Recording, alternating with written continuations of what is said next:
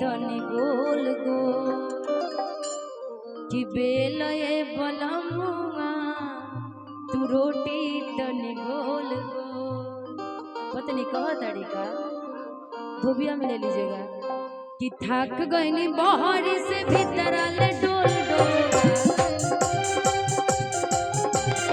थक गई बाहर से भीतर ले डोल डोल बाहर से भीतर ले डोल डोल थक गई बाहर से भीतर ले डोल डोल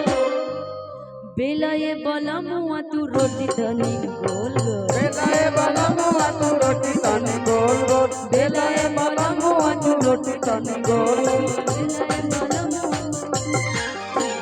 धैलस कमजोरी गुल कोच पी घोल घोल धैलस कमजोरी गुल कोच पी घोल घोल कि बेल द बलमुआ हो रोटी तनी गोल गोल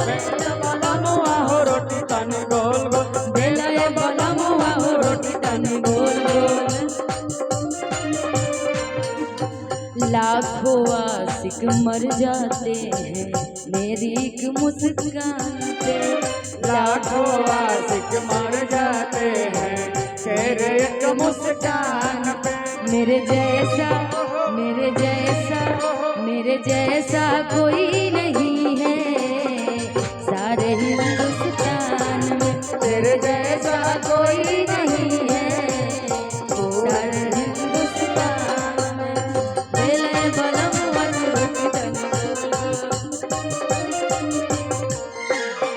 पत्नी कहते रही कि बेला ये बलमुआ तू रोटी तनी गोल गोल गोल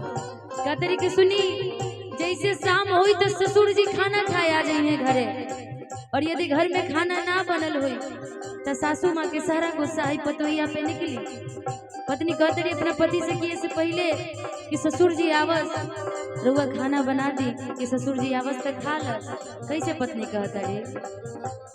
होते सजहरिया त बाबू वही खाए बाबू वही खाए हो बाबू वही खाए बाबू वही खाए हो बाबू वही खाए बाबू वही खाए हो बाबू वही खाए ऊपर से अमृत लगी है चिल्लाए लगी है चिल्लाए हो लगी है चिल्लाए होते सजहरिया त बाबू वही खाए बाबू वही खाए हो बाबू वही खाए ऊपर से अमृत लगी है चिल्लाए लगी है चिल्लाए हो लगी है चिल्लाए वो बड़ी खराबी तक कई देली बोल बोल हो पड़ी खराब तो कोई देली बोल दो वो बड़ी खराबी तक कई देली बोल बोल